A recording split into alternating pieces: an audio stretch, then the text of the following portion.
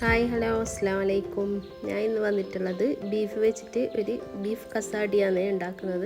അപ്പോൾ എങ്ങനെ ഉണ്ടാക്കണ്ടേ നോക്കാം.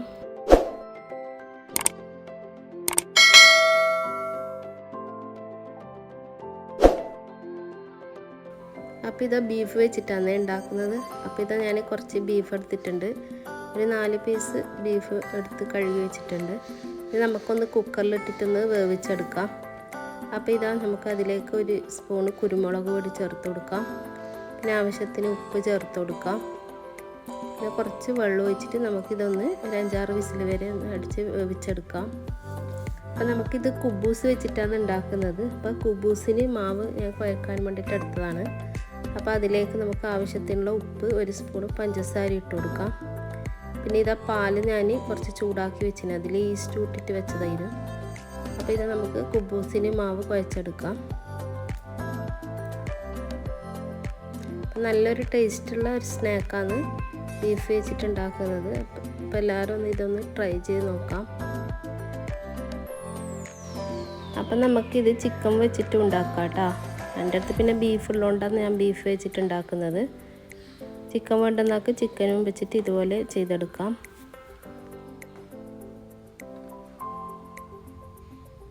അപ്പോൾ നന്നായിട്ട് നമുക്കിത് മാവൊന്ന് കുഴച്ചിട്ട് ഒരു 2 മണിക്കൂർ റെസ്റ്റ് ചെയ്യാൻ വെക്കാം. ഇതാ മാവ് നന്നായി കുഴച്ചെടുത്തിട്ടുണ്ട്. ഇനി ഇതിടാൻ നമുക്ക് അടച്ച് വെക്കാം. ഇനി മസാല ഉണ്ടാക്കാൻ വേണ്ടി ഇതാ 2 സവാള എടുത്തിട്ടുണ്ട്. ചെറുതായുണ്ടാകുന്ന 2 എടുത്തത്. അതുപോലെ ഒരു ചെറിയ ക്യാരറ്റ് എടുത്തിട്ടുണ്ട്. പിന്നെ ഒരു കഷ്ണം ക്യാപ്സിക്കാണ്. നമുക്ക് ഈ ചോപ്പറിലിട്ടിട്ടൊന്ന് കട്ട് ചെയ്തിട്ടെടുക്കാം. പിന്നെ സവാള ഇതുപോലെ കഷ്ണമായിട്ട് മുറിച്ചിട്ട് കൊടുക്കാം.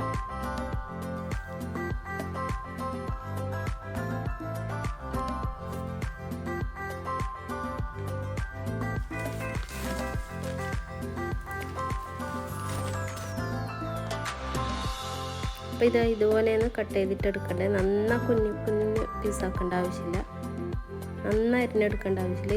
ഇത് വന്ന് പാകത്തിന് ഇതുപോലെയാണ് കട്ട് ചെയ്തിട്ടെടുക്കേണ്ടത്. അതുപോലെ നമുക്ക് ക്യാരറ്റും ഇതുപോലെ കട്ട് ചെയ്തിട്ടെടുക്കാം.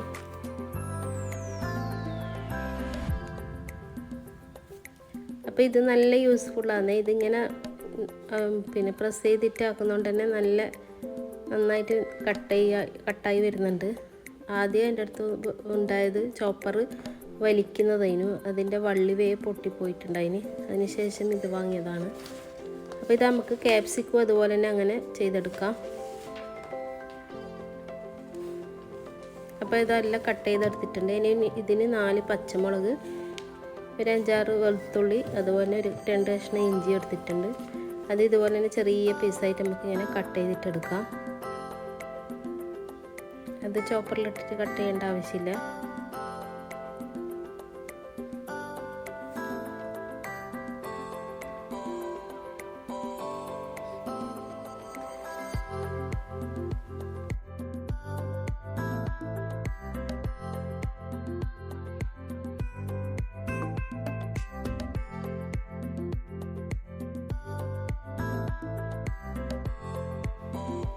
പിന്നെ അതുപോലെ നമ്മൾ ബീഫും അതുപോലെ തന്നെ ചെറിയ പീസായിട്ട് നമുക്ക് കട്ട് ചെയ്തിട്ടെടുക്കാം.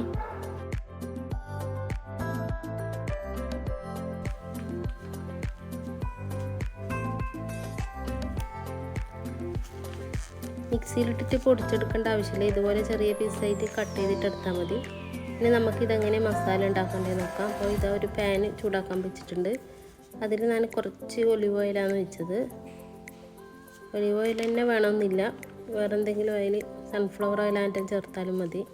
അപ്പോൾ ആദ്യം ഇഞ്ചി വെളുത്തുള്ളി ഇട്ടിട്ട് നന്നായിട്ട് മൂപ്പിച്ചെടുക്കാം.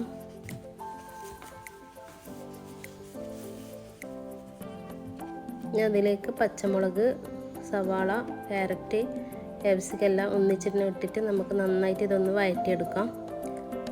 പിന്നെ അതിലേക്ക് ആവശ്യത്തിന് ഉപ്പും കൂടി ചേർത്ത് കൊടുക്കാം. ഇത് നന്നായി വഴറ്റിയിട്ട് ഒന്ന് അടച്ചു വെച്ചിട്ട് ഒരു 5 മിനിറ്റ് വേവിച്ചെടുക്കാം.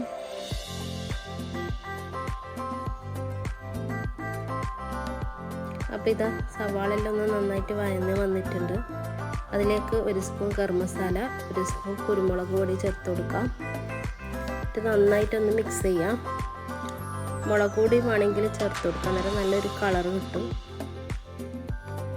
അതിനുശേഷം നമ്മൾ ബീഫ് കട്ട് ചെയ്ത് വെച്ച ബീഫും കൂടി ഇട്ട് കൊടുക്കാം.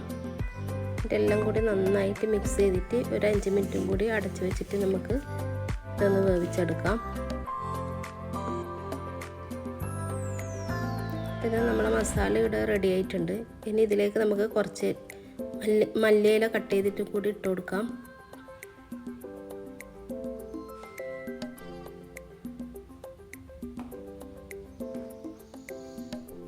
ഇനി ഇതിലേക്ക് നമുക്ക് കുറച്ച് ഒറിഗാനും കൂടി ചേർത്ത് കൊടുക്കാം. അത് ചേർത്താൽ നല്ലൊരു ടേസ്റ്റാണ്. അപ്പോൾ എന്തായാലും എല്ലാവരും സ്കിപ്പ് ചെയ്യാണ്ട് ചേർത്ത് കൊടുക്കണം. അപ്പോൾ ഇതാ നമ്മളെ മസാല ഇവിടെ റെഡി ആയിട്ടുണ്ട്. ഇനി ഇതൊന്ന് ഫ്ലെയിം ഓഫ് ആക്കാം.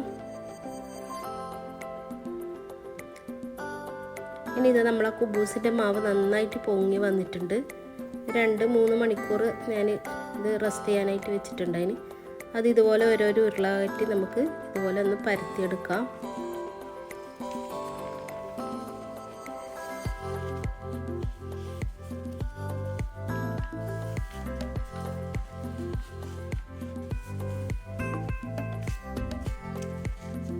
ഇനി ഇത് നമുക്കൊന്ന് ചുട്ടെടുക്കണം. അപ്പോൾ ഇതൊരു പാന് ചൂടാക്കാൻ വെച്ചിട്ടുണ്ട്. ഇതിലേക്ക് നമുക്ക് നമ്മളെ കുബൂസ് പരത്തി വെച്ചത് ഇട്ട് കൊടുക്കാം.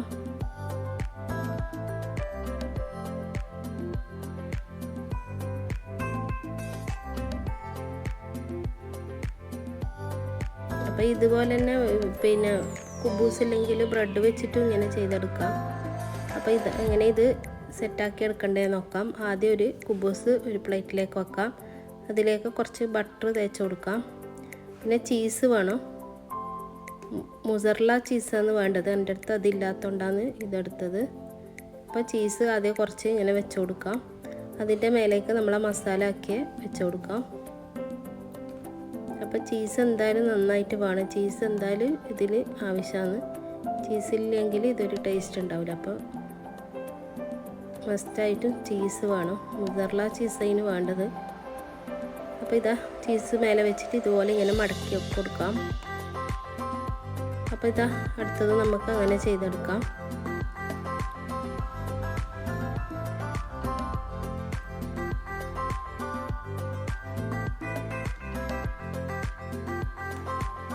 ഇനി ഇതാ പാനിൽ വെച്ചിട്ട് നമുക്കിതൊന്ന് തിരിച്ചും മറിച്ചിട്ടിട്ട് നന്നായിട്ട് ഇങ്ങനെ ഒന്ന് പ്രസ് ചെയ്ത് കൊടുക്കാം.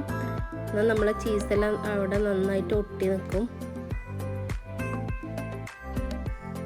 2 ഭാഗവും അങ്ങനെ കുറച്ച് ഇതാക്കി തിരിച്ചും മറിച്ചിട്ടിട്ടൊന്ന് വേവിച്ചെടുക്കാം. അപ്പം നമ്മൾ ചീസെല്ലാം നന്നായിട്ട് അവിടെ നല്ല സെറ്റായിട്ട് വന്നിട്ടുണ്ടാവും.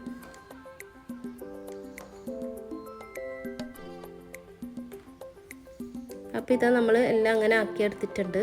അപ്പം നല്ലൊരു ടേസ്റ്റുള്ള സ്നാക്കാണ്. എല്ലാവരും ഇതൊന്ന് ഉണ്ടാക്കി നോക്കാം. അപ്പോൾ ഇതാ നമുക്കൊന്ന് കട്ട് ചെയ്തിട്ട് നോക്കാം.